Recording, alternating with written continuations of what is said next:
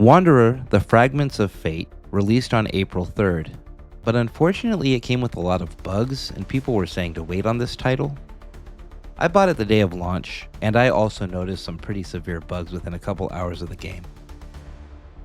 I actually started doing a first impressions review and logged into it yesterday morning to test a few final things and get a little more footage, but discovered that an update was available and it threw all of my plans off in a very good way. So now, while this will still be kind of a first impressions video, I am also going to go over what the game is, what it excels at, what its weaknesses are, but also I'm going to cover today's update and tell you whether or not I think this game is ready for you to purchase it, based on the first few hours of gameplay, which I had to replay yesterday morning instead of making this video. Wanderer first came out in 2022, but since then the studio that made it, Mighty Eyes, has been pretty ambitious in trying to improve and reimagine the game, and on April 3rd, Wanderer was re-released under the new name Wanderer: Fragments of Fate on all VR platforms. I never played the original version of Wanderer, but I heard some great reviews. At its heart, Wanderer is a puzzle game, but the game has been expanded to have more combat and some pretty great platforming elements, as well as receiving new levels and revamped puzzles. Since I didn't play the original, this first impression will not be a comparison between the two versions. It will merely be a review of the first third to half of the game, which I played most of before the update, and then I replayed and got a little bit further yesterday after the update. In Wanderer: The Fragments of Fate, you are Asher, who appears to be a late teen or young adult in a kind of post-apocalyptic overgrown world who has just inherited the contents of his grandfather's apartment. Among the items you will find is an intelligent wristwatch in a state of some serious forgetfulness, and eventually a device that you can use to travel through time as you attempt to fix the past by solving puzzles, traversing obstacle courses, defeating foes, and collecting the necessary tools to progress through a story that has time travel elements that are reminiscent of the old TV show from the late 80s and early 90s that was called Quantum Leap, wherein you actually jump into another person's body from the past and change the future through them. Meaning each time you jump, you have to first discover who you are, where you are, and what it is that you have to correct. Wanderer: The Fragments of Fate does a lot of things very well. Traveling from each time and location back to the present time in your apartment base is simple and convenient. The puzzles can be a little bit tricky, but so far have not been insurmountable, even for me, who is not very skilled at puzzle games. There are typically enough puzzles going on that if you get stumped on one puzzle, you can focus on something else, which prevents you from getting stuck in the doldrums of retracing your steps and researching every area to try to find something you might have missed, which for me usually ends up in me getting frustrated and shelving the game. Many things can be solved multiple ways, but in the first release version, solving some of the situations in unexpected ways could cause the game to misbehave. For instance, there was a point where I used a shield to block a poison dart trap, and then I couldn't drop the shield or put anything in my inventory until I figured out that the game wasn't prepared to deal with the darts being stuck in the shield, so I had to remove the darts in order to drop the shield and free up my hand. Which is not ideal, but I consider it to be a forgivable bug that is mildly inconvenient at most. The mechanics of Wanderer: The Fragments of Fate are pretty great. It kind of reminds me of Boneworks on Steam VR, but not exactly. Climbing, swinging from rope to rope, and using most of the tools is very intuitive and feels natural. I played the game standing and the height felt correct and my character stayed correctly oriented. Allegedly, the game didn't play well from a seated position at launch, but I tested it after the update and it works great now. You can run, jump, and duck with button presses, and there aren't any annoying stamina mechanics. Items feel like they have weight, but it isn't overdone and ridiculous like it is in many games where items have weight, where it feels like you're swinging a pool noodle if you pick up something that's too heavy. You can do things like slide across a rope, zipline style, by laying a crowbar or baseball bat across it and holding both ends, and you can break open a chest by sticking the tip of a spear or shovel or crowbar into the lid and pry it open. Asher is able to swim with very natural swimming arm movements, and overall I feel like the game works and feels like it should.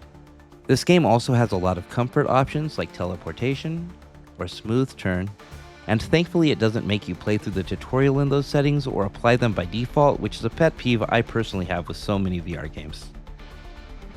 Okay, let's talk about the launch day bugs that Wanderer: Fragments of Fate unfortunately had. Some of them were kind of game-breaking, and they seemed to grow more and more common as you progressed.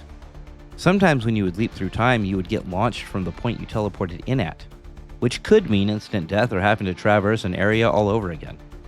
Though after the patch, this bug seems to be completely fixed. One time I was able to close off a puzzle that I had previously revealed, only to not be able to access it again, which could be game-breaking. I tried to replicate this on my post-update playthrough though, and I couldn't get it to happen again, so hopefully that bug is gone as well. One time my watch wouldn't return to my wristband and was just kind of stuck in the air, not letting me interact with it. It was kind of a fluke thing, so there's no way to test it or see if that trigger was fixed or not. There was a game-breaking glitch when using one of the devices called the Echo Diviner that would make your left arm act as if it was stuck against something, preventing you from doing anything with that hand or interacting with your watch, which you need in order to time leap or access inventory. It would basically just repeat the same animation over and over and kind of pull on you while it was doing so, making it impossible to do any kind of climbing until you closed and relaunched the game. This was specifically tackled with today's update, and after multiple tests I can say I am confident that it is no longer an issue. Mighty Eyes was very proactive once they were aware of these issues, and it seems like they fixed all of the main bugs in basically a week from launch, and I think that's pretty commendable to be honest, especially for a small studio.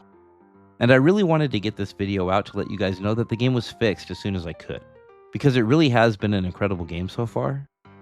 I will say that it seemed like Force Grab targeted the wrong item more since today's update, but I can totally work around that. And honestly, it might have just been me being unprecise in my attempt to rerun through the game as fast as I could to test things out, get to key problem areas, and get more footage for this video. Either way, it's fine, and the game does tell you what you are targeting, so if you focus on what you are aiming at, it won't be a problem. Combat works in Fragments of Fate, but it doesn't feel on par with the other physics and mechanics of the game. There are various ranged and thrown weapons, and they all work very well, but the enemies don't really react convincingly to being hit by them. In fact, they don't really react at all, or they just drop dead on the spot. Melee is worse. There's a parry system, but it looks silly and doesn't feel natural. It might just be in my head, but the combat did feel a little harder after the update, and the hit detection felt slightly better for melee combat than I remembered, but it very well could have just been a perception thing. The game definitely feels better post-update, and that might have just made the combat feel less clunky and frustrating by proxy. Haptics, adaptive triggers, and controller rumble all work very well on the PSVR 2 version of Wanderer: The Fragments of Fate. Things like running your hand against a wall or textured wooden shelf give off a very convincing rumble, and I was kind of dragging my fingers on things because it felt better than I'm used to. The adaptive triggers feel natural, the head haptics increase immersion very well, the voice acting in this game is convincing and top tier, the characters sound sincere and are not overacting. The wristwatch makes you feel like you aren't alone in this virtual world, which prevents you from feeling that single player isolation that you can sometimes get when playing solo VR story campaigns. Visually, the game is pretty stunning. It's running on 90 native, so everything looks crisp and smooth. The textures feel very polished. The level designs are quite beautiful, and altogether these things make a very rich world to explore and keep you motivated to progress through the game and experience the next area. It isn't photorealistic, water effects are kind of simple, faces have a hint of cell shading, but everything looks very polished and it just feels like they really paid a lot of attention to detail. I was really excited to jump in and play every chance I got between my shifts throughout the week until eventually the bugs and glitches started showing up. But now that the bugs are gone, I'm having a hard time putting this game down. I think it is likely that Wanderer: The Fragments of Fate will be a contender for Game of the Year. We have some really strong titles still to come in 2025, so I'm not making predictions at this point, other than that this game will be in the running for many rewards. Do not sleep on this game. This is definitely my favorite puzzle game in VR ever, and I say that without having even finished it yet. Thank you guys for watching. Don't forget to like and subscribe, and game on.